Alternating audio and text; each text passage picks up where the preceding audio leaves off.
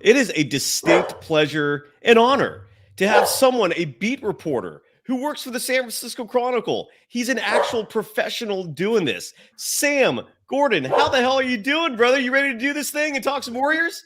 Man, let's do it, Cyrus. Appreciate you having me back on the show. Doing well. How you doing? Good, brother. Thank you for asking. Good. And let's get into it. Another day of Bill O'Reilly in the intro.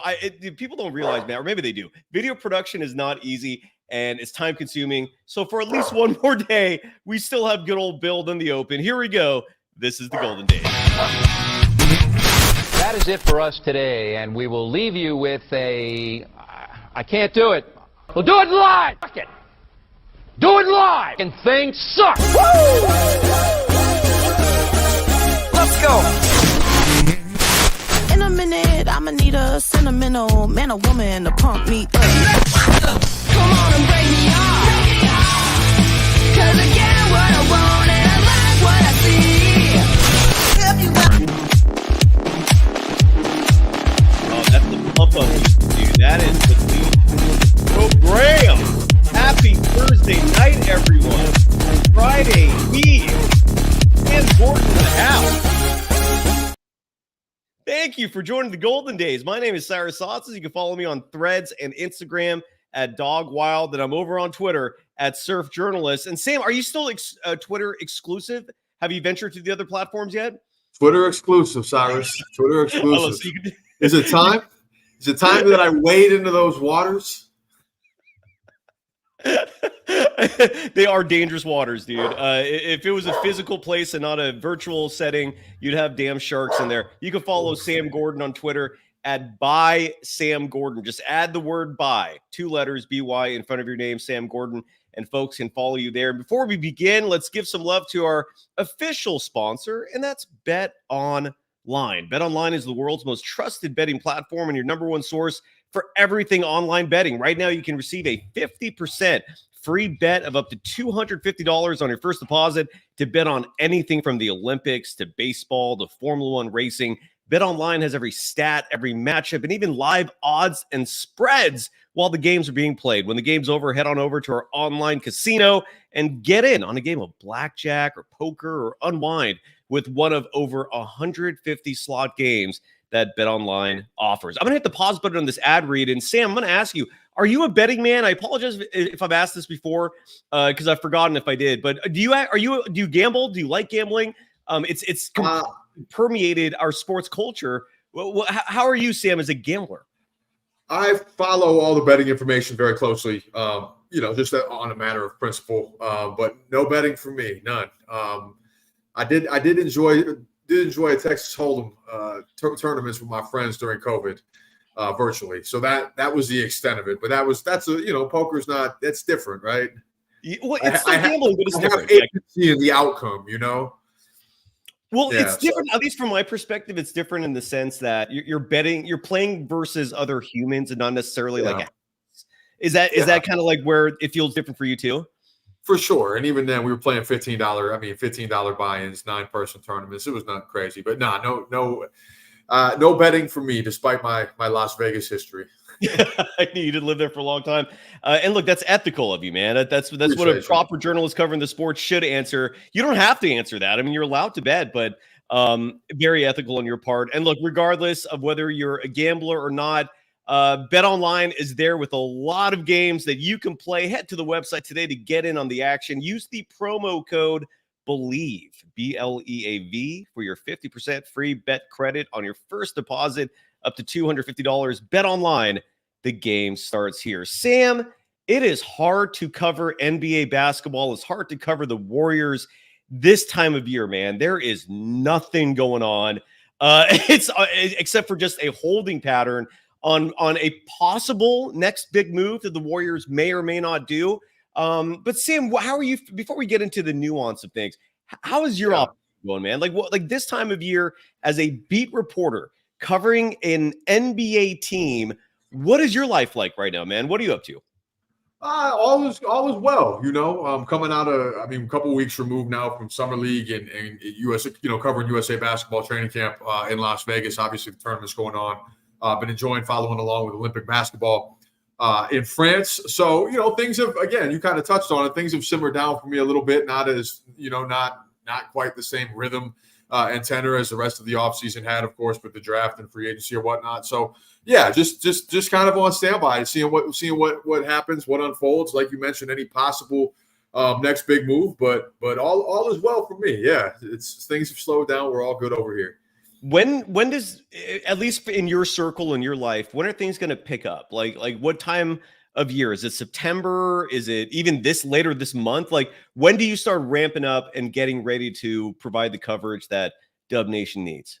Yeah, probably later. I mean, we'll find out. This is my first real NBA offseason going through this. But I'm itching to get back. I'm excited for this. Can't wait for 24-25 season and everything that leads up to that. So we'll see. Hopefully a little later on this month for sure. Absolutely. Yeah, it's training camp is what, like very beginning of October, or first week of October. Yep. Okay, gotcha. And then the season starts October earlier 1st. than it used to. So training camp is a short window. Let's start with the Warriors themselves, man. And they made 3 big moves. They made a lot of moves this offseason. The big ones were the sign-in trades and the free agent signing with the mid-level exception, referring to DeAnthony Melton, Buddy Hield, Kyle Anderson. They also added Lindy Waters in a peculiar trade. And then they also drafted Quinton Post, although who is technically not a member of the Warriors yet in terms of contracts. What is your assessment of the offseason so far? I mean, there could be a big move coming, but based on this new version of the Warriors, minus Klay Thompson, guard heavy, wing heavy, what is your assessment of this Warriors team as currently constructed?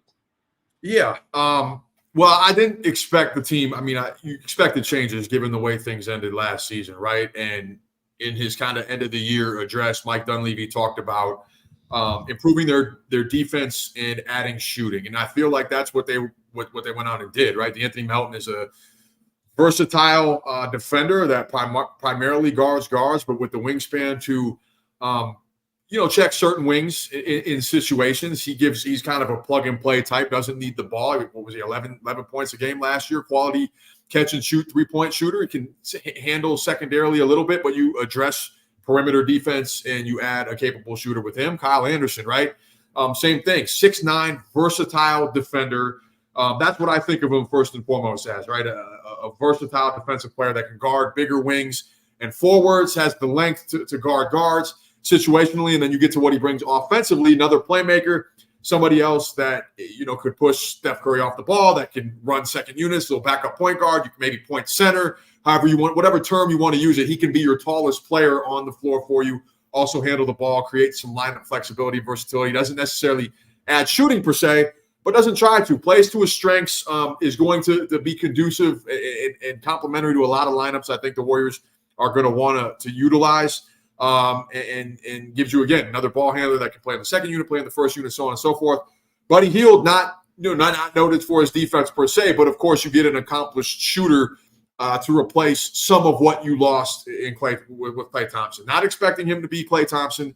We understand what he meant to the Bay Area. I don't need to get into all that necessarily, but in terms of just raw shooting, the volume, he's going to be able to replace some of that. And again, with his shooting ability off the catch, movement, unlock some certain lineups to be able to provide some spacing there. So Warriors make those acquisitions. Of course, you lose Chris Paul. You mentioned you lose Klay Thompson. Dario Saric is gone. They're able to get under the they're operating under the first apron. So you're cleaning up your books a little bit, and you do that while protecting, as you mentioned, your draft capital in case of any other trade. Now all of a sudden they have a collection of mid-sized contracts that they're going to be able to package together down the road when that moratorium or whatever that term, the proper term is, when you can trade free agents that you've just signed. So you have a collection of those kind of contracts that they can piece together. They have all their draft capital. And of course, what this signals, right, with where things stand, is there's going to be a shift in terms of touches and opportunity for the younger players on the roster. They are clearly banking on, at least where things presently stand, on development internally from their young quartet. Jonathan Kaminga, Brandon Pajemski, Trace Jackson-Davis, Moses Moody, all of whom contributed at various levels, various times last season, and you would think have room for growth, expecting improvement there. So the Warriors addressed where they wanted to address. They kept their draft capital, kept their trade, their trade assets intact. They cleaned up their books. And I think it's, despite those moves, I think pretty clear in order to contend at any reasonable level or how they want to contend, they're not close to that. They can. The two things can be true at the same time. You can improve, be a better iteration of what they were last year, and also not be in contention. We understand that. They understand that. And we'll see where things happen. But it feels like they had a plan considering the available, the resources, the tools available to them. You have to like where they are better, the better position now to compete and to have complementary pieces around any complementary star that they are or that they would be able to add as opposed to where they're at last year. So, yeah, it makes sense. They had a plan. They were able to execute it in a lot of ways. Yeah, I like this team the way it looks compared to a year ago. I do agree. Joe Lacob conducted an interview recently. We played a lot of sound from that interview with Kawakami, where one of the things he said was he thinks this team is better than it was a year ago than the 46-win version. And I agree in terms of looking at the roster. I think they're deeper. I like the Kyle Anderson addition with the length he provides, the defense he provides. But I also look at the rest of the NBA landscape, and I'm seeing the Warriors aren't the only team that got better. Almost every other team got better. The Spurs could be a playoff. It's crazy to me that the Western Conference has 13 of their 15 teams, you could safely say, being playoff contenders. That is absurd, man. It is deep, which leads to what a lot of people think could be another move coming. And we're going to play this soundbite, which I thought was fascinating. I found this today and I sent it to you earlier, so I didn't just play this thing blindly to you. Really quickly before I play that, though, before I forget, what is your personal opinion on Jonathan Kaminga? I love this kid. I totally understand why the Warriors drafted him when they did, with the number 7 pick and one of the deepest drafts in NBA history. I still am fully convinced of that notion, even though 3 years has passed now. We have some mixed results there, but that draft was deep. You're going to see second rounders playing well into next decade from that draft. I think it was just a lot of talent in there, and Kaminga was one of the many that really shined. There's going to be an impetus on him this season. This is expected to be the year where finally there's going to be some pressure and weight put on his shoulders. He's been wanting this almost since his rookie season. Like he didn't cower or shy away his rookie year in the playoffs when he was starting a few games. I think against the Mavericks, if I remember correctly, or maybe it was Memphis. Anyways, my question is to you, what are you expecting? Like, this is a totally subjective thing, right? I mean, it's just an opinion. That's all you can give. But in your opinion, I value it. What do you think we can expect with Kaminga in year 4? Great question. Thanks, sir. I mean, he's improved every year since he's kept coming to the league, right? There's been tangible growth, tangible improvement. We understand what his strengths are, and we saw them on display at various junctures throughout the course of the season. He plays above the rim, gives the Warriors a wing that can play above the rim. He's a force getting to the basket. His off-the-dribble game improved a little bit throughout the course of the season. You saw him knock down jumpers at different levels, off the catch and off the bounce. And the work ethic seems to be there. We've seen various posts of him. We've seen his trainer. I don't exactly know what his trainer's name is. Maybe the Ant Wells. Maybe I don't know the Instagram account. I don't want to botch it. Wells is one of them. He's got a team, right? But he's got 3 a days. Is what we've seen 3 a days. It would seem that he's putting the work in. I think just in terms of raw statistics, raw production, he is poised to have one of the bigger upticks on the team. He's the clear number 2 offensive option based on how this team is constructed. Yep. And you take a look at the addition of Terry Stotts on the coaching staff. And we heard Steve Kerr talk about it at the end of last season, that he might shift philosophically, offensively, maybe change the structure of his offense a little bit. You bring in Terry Stotts, maybe some more pick and rolls, maybe some more wing pick and rolls, more pick and rolls with Jonathan Kaminga, more pick and rolls with Brandon Podziemski. I'm expecting the offense to have a little bit of a different structure to it, I guess is what I'm saying. That could be good for Jonathan Kaminga. That being said, still want to see how the three-point shot has evolved, how that's developed. We know that needs to be a bigger part of his game. He has to command respect out there, and regardless of how their offense looks, what it might look like this year, how much he's featured, and in what kind of sets he's going to be featured in, still needs to be, I think, a little bit more connectivity with the way he plays, especially when you have Steph Curry out there and the kind of players that complement him. So he has the tools, he has the talent, he has the ability, I think, to be a complementary option for Steph Curry, a viable one. But how has his game evolved, and how has his skill set complement the other lineups that you're able to put out there? Steve Kerr, I talked about, again, these are things that he talked about, talking points at the end of the season. Can he play the three so that they're able to be big up front? That's what we're going to have to find out. But overall, I expect an uptick in production, and I would expect us to see some of those improvements that the Warriors wanted to see from him in terms of his shooting, in terms of being quick decision maker. And then again, how does this offense look knowing that he's going to be a bigger part of it? What does it look like structurally? I think we're going to see some differences there. So big opportunity for him as presently constructed as things stand. And I think he's shown that he can carry the offense for big stretches. Will it be enough to contend viably? We're going to have to see. But yeah, the potential, the promise is there for sure.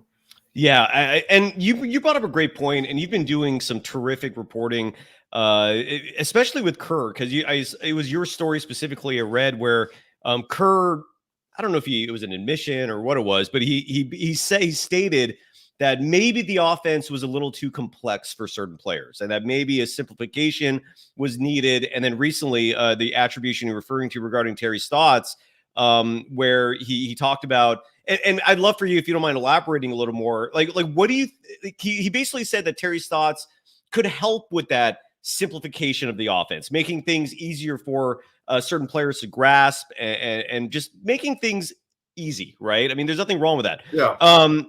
Elaborate if you don't mind. Like what can we expect? What can the fans expect, observers in general expect with the offense? Like, will it be something that we notice with our eyes? Do you think it's going to be more like the players realizing, grasping things? What do you expect? I think more pick and roll, right? And it's not like there hasn't been pick and roll incorporated with the Warriors offense, but when they've been at their best, it's with Stephen Curry and Klay Thompson flying around screens, the unpredictability of it, the read and react, where it requires. I mean, it's complex. It's a lot of reaction on the fly and quick decision making and 0.5 basketball in the truest sense. I think remembering Terry Stotts' Portland Trailblazer teams, of course, he was the head coach there a couple years ago.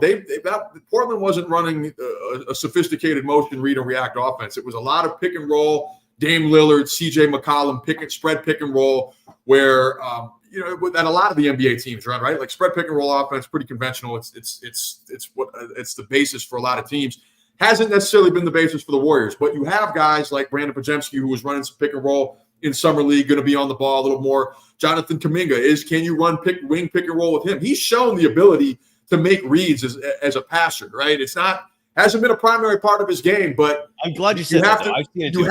Yeah, he's made reads. We've seen him make reads, teaching with Terry Stotts, incorporating some of those reads, some of those actions, some of those sets into what the Warriors want to do with their base motion. It's a little bit like you mentioned. It's a little bit simpler of a way to play. It doesn't mean it's necessarily going to be more effective. Doesn't necessarily mean it's going to be less effective. But you have to coach to the personnel that you have, and it's a lot easier to run the motion when you have Andre Iguodala and Sean Livingston and Kevin Durant and Steph Curry and Klay Thompson and all these players. That's not the makeup of this roster anymore. Yep. So with that being said, you might tailor your offense to the players you have, the personnel you have. And I think with Stotts, that means, based on what we saw at Portland, a little bit more pick and roll, different pick and roll options, different way to access that for those guys in particular. And Steph and Curry too.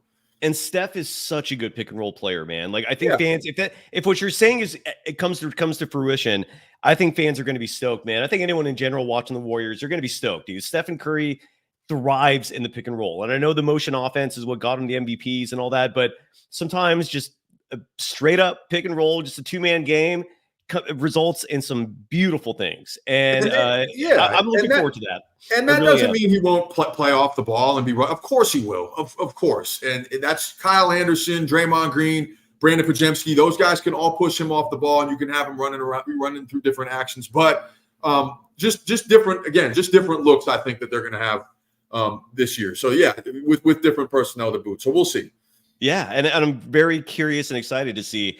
Shifting gears here to the talking point of the last 6 weeks, which is what the Warriors are going to do next, if anything. We don't know for sure if something's going to happen, although it would be weird if they didn't. I don't know if you agree with that assessment or not, but this roster is currently constructed. It just seems very guard heavy, wing heavy. I don't know how a lot of players are going to get minutes. I still don't know how Quinton Post is going to get signed. Do you even like real quick before I play the soundbite here, which is going to lead into the the potential trade talk? How do you think this Quinton Post thing is going to get resolved? Like, do you think he's going to get a third two-way spot? Will they cut someone? Do you think there's another move coming where eventually he's going to be able to get fit into the system in terms of the salary cap? Because I believe right now they can't give him a minimum deal. I think they're below there's too thin of a margin. How do you think the Quinton Post contract situation is going to get resolved? I think between the three two-way contracts that they have and Quinton Post, that somebody is going to be in the G League the entire season. I don't know who. I don't know. I don't know who yet. I wish I had more info, but he's going to be a part of the program. And regardless, I would anticipate him spending a lot of time in Santa Cruz. So we'll just have to see what the contract situation looks like. But I would expect a lot of Santa Cruz for him this year for sure. And just the Quinton Post thing alone is why I think there's another move coming, because it's unresolved and you have to do something unless you're going to give him a two-way deal and then take that away from one of the three that currently have it right now. But it's fascinating, and we could see another move coming, and that leads to the sound that we're going to play. And this is from a show that's hosted by Udonis Haslem, who played in the NBA, I feel like, for 30 years, and Mike Miller, the sharpshooter, who is now a player agent. That alone is fascinating enough. I did not know that Mike Miller transitioned from former NBA player to agent. But that is what he does now. And his biggest client is John Morant, interestingly enough. So there was a conversation on a podcast. I think it's called like the OGs, I believe is what it's called. And they had Shams Charania on the program. I apologize for my dog going crazy here. I hope the sound isn't too disturbing. And the topic was the Golden State Warriors. And the topic was, do you expect another move to come?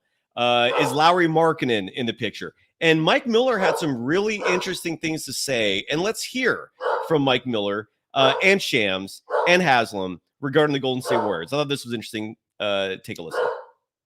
What do you guys think about what the Warriors did, though? Getting Buddy, getting Kyle Anderson.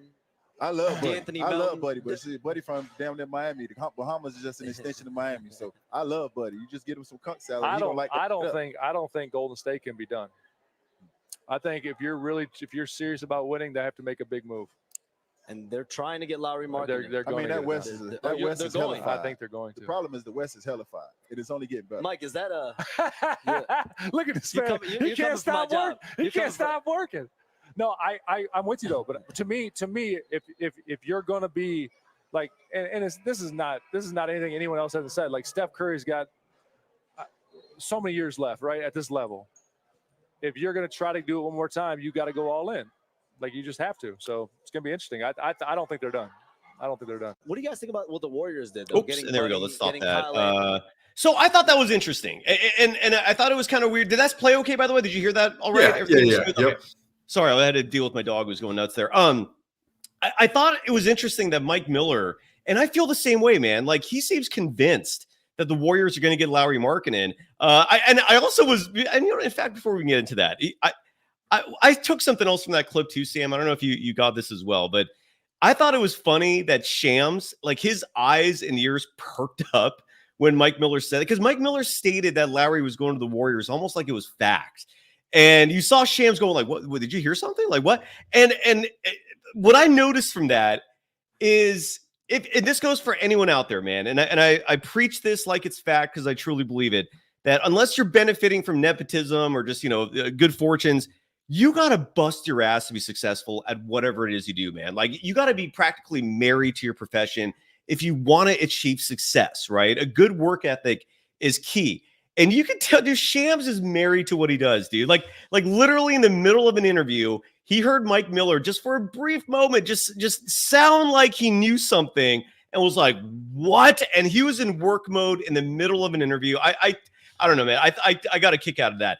But regardless, Sam, your thoughts on what was pure conjecture, but nonetheless, I think Lauri Markkanen's come to the Warriors still, man. I really do believe that this is a waiting game being played right now.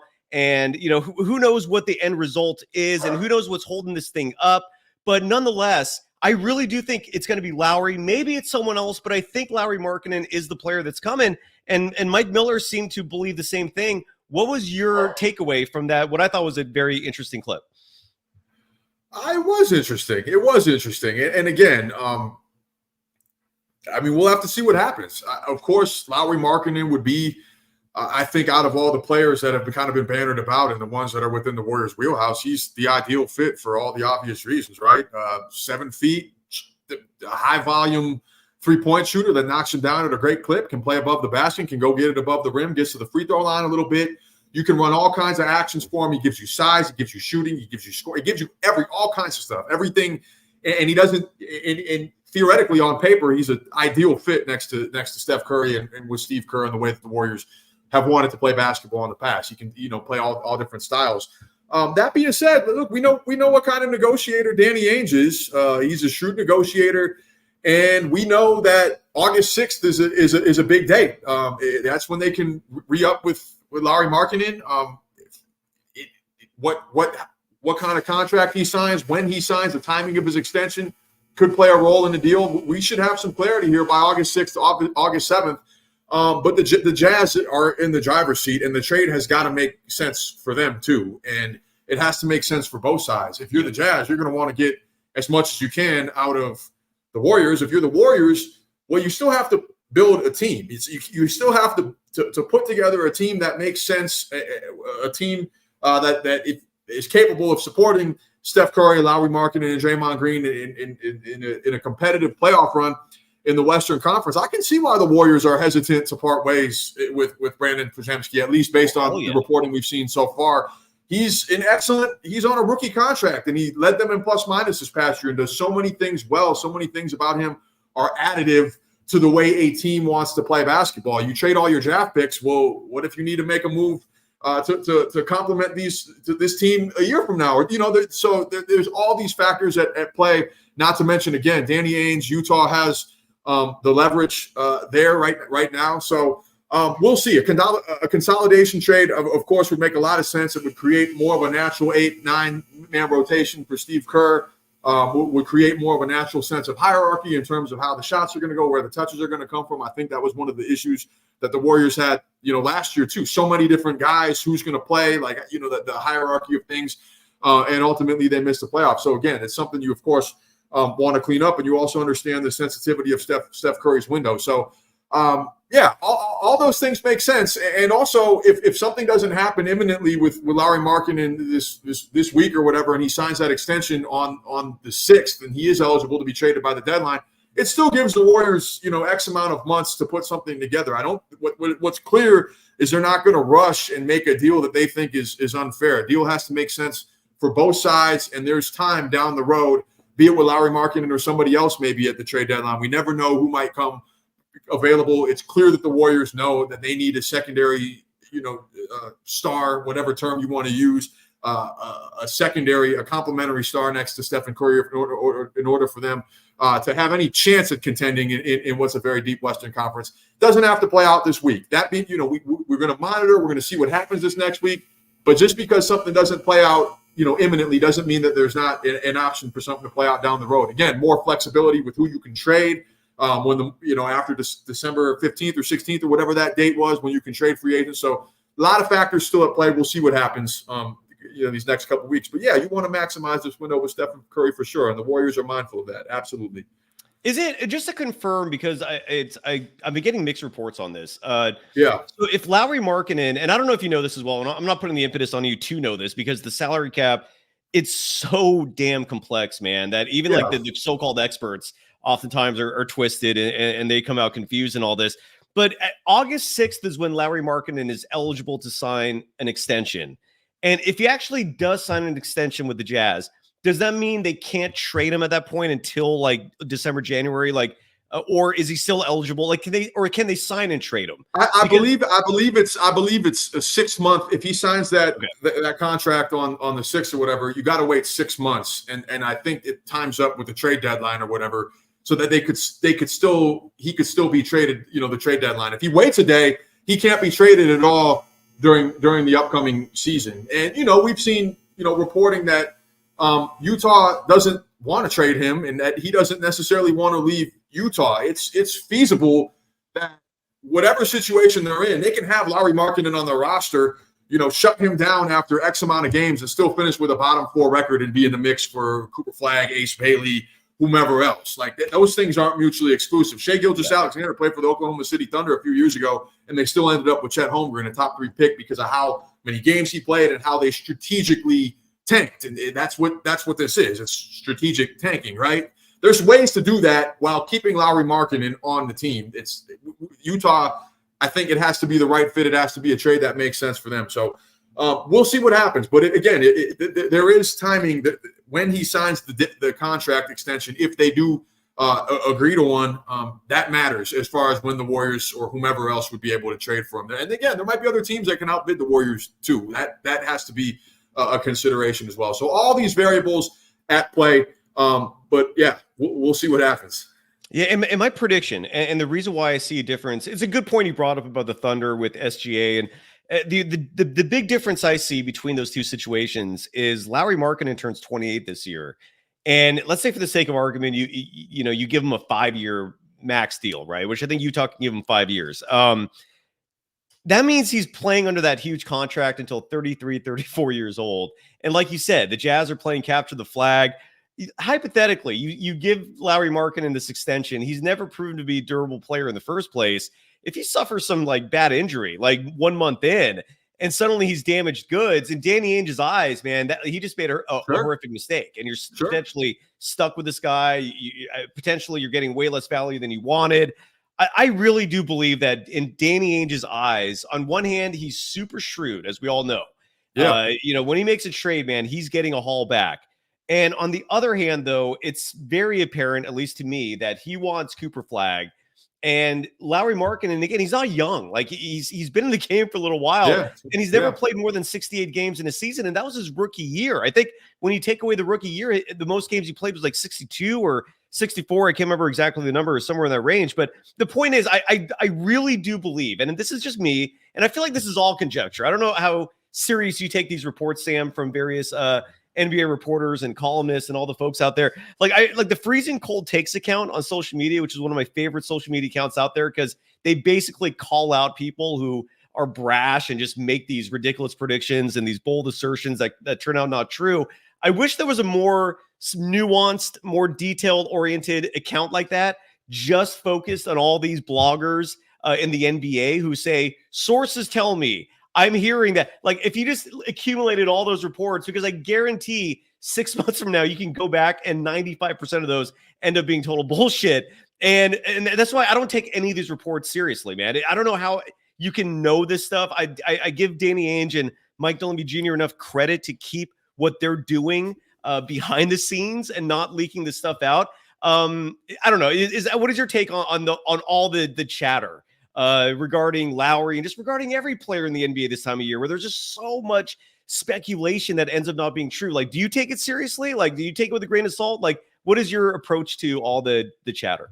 Yeah, I mean, I trust my colleagues in this business, right? I don't think they're, people are putting. I choose, I guess I trust how my perception of the landscape and kind of take it accordingly and go from there. So.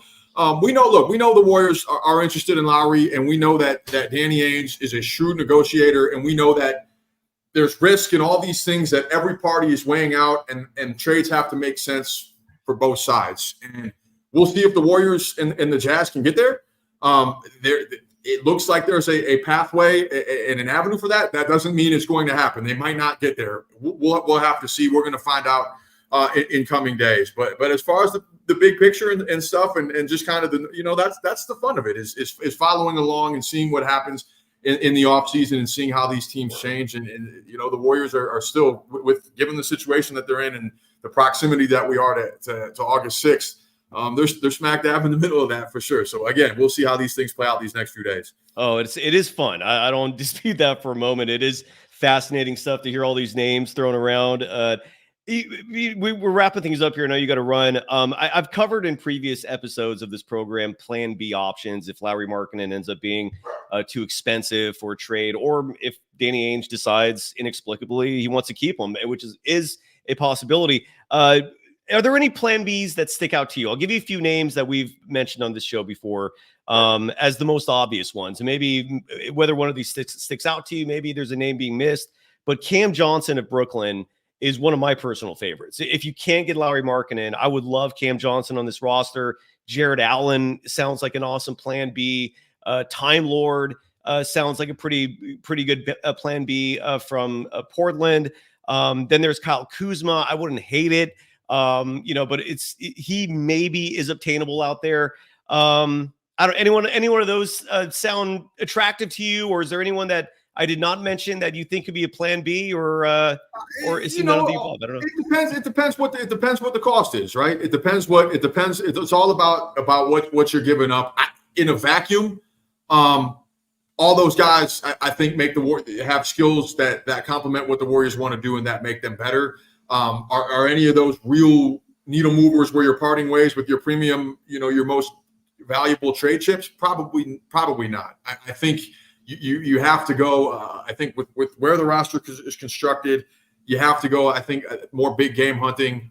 That's not to say it's necessarily Lauri or bust, right? Maybe there's flexibility, and who knows who gets disgruntled, what happens this season, what things are looking like then. But a player of his level, I think, or higher is going to have to be the player the Warriors want to have a puncher's chance in what's a loaded Western Conference. Dude, it is so loaded, man. It is insane. Yeah, it is. I'm already I'm clamoring for expansion teams, dude. I don't know what the hell they're waiting for. I like when you see Winnie and Gabriel for South Sudan. He's unemployed in the NBA. That's how deep this league is. It's incredible, and that's what the Warriors are dealing with in terms of all all the thought processes. Sam, I always love you coming on this program, man. The more regular we do this, the better in my book. Promote away, dude. What do you have going on? Obviously, your main gig is covering the Warriors as a beat reporter for the San Francisco Chronicle, which is a phenomenal position, man. Congratulations again on getting that. And you're doing a fantastic job so far. Anything else you want to promote? You're on Twitter, @BySamGordon. Promote away, sir.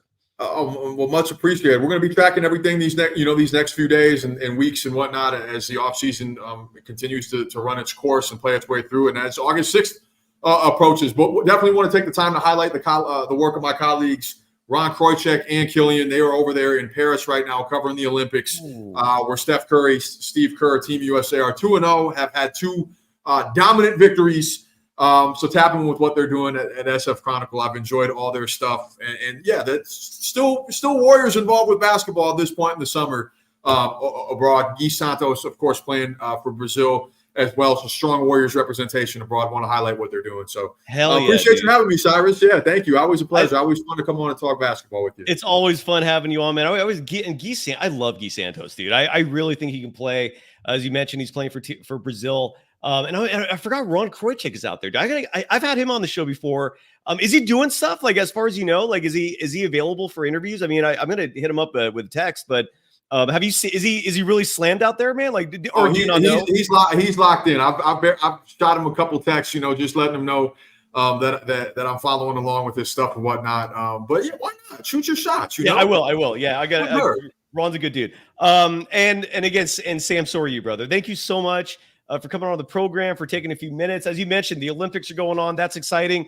And tune in Saturday morning. That's where we're going to be live next. Mark Haynes is joining me for that. We're going live for every post Team USA game. Sam, if you ever want to join me for one of those, you're welcome to. There's only going to be a handful of those before they win. Dude, real quick, man, before you go, how ridiculous is Team USA, dude? This team is so stacked. It's a marvel watching this collective group playing basketball together, man. What are your thoughts on just witnessing this? Because I never thought I'd see anything that was comparable to the Dream Team, but this is. I don't know if they're better, but this is comparable, man. What are your thoughts on Team USA? It was a privilege to cover Team USA training camp here in Las Vegas and attend the exhibition game at T-Mobile Arena against Canada. As you mentioned, just the greatness, the all-time greatness, the historical nature of this team in particular, where you have Steph Curry, LeBron James, Kevin Durant, the stewards of their generation of basketball, still playing at such a high level and being a part of this team. The firepower on the coaching staff, the championship pedigree on that coaching staff, and then the great players at various stages of their careers, right? Anthony Edwards, Tyrese Halliburton, Jason Tatum. Anthony Davis, so on and so forth. It's been awesome to watch, and have just really enjoyed the FIBA game in general. Just enjoying watching FIBA and the subtle but conspicuous differences that make the games competitive and have made them so different, and that have necessitated this change and adaptation on the fly from Steve Kerr. It's been a pleasure to watch. It's been a pleasure to see the other countries and the great players in South Sudan and what they're doing in France and Canada and so on and so forth. All these great teams. Basketball is global, more global than ever.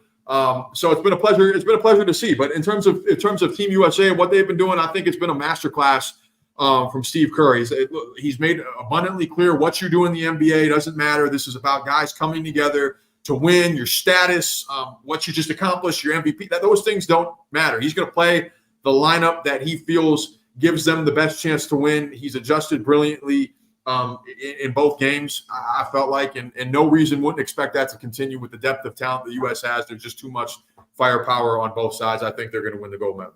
Easily. It was Exactly. You see the smoke coming out of my ears for how piping hot that one was, Cyrus. Sam, I love you, man. We got to get you back on soon. It's an open door policy for you, man. I don't extend that to many people, but it is for you. Anytime you want to come on the program, doors open. I don't know if we're going to have a show Friday. Again, as I've said before, and I'll repeatedly say this, if the Lauri thing happens or if any big move happens, we're going live immediately. It's a party here, and then we're going to take it live somewhere at a bar to be determined. But it's going to be a celebration. Until then, if we don't have a show Friday, Saturday morning, immediately following Team USA Olympic action, we'll be going live here with Mark Haynes and Sam. Hope to get you back on the show soon. Thank you to everyone. Sam, thank you. Bye-bye.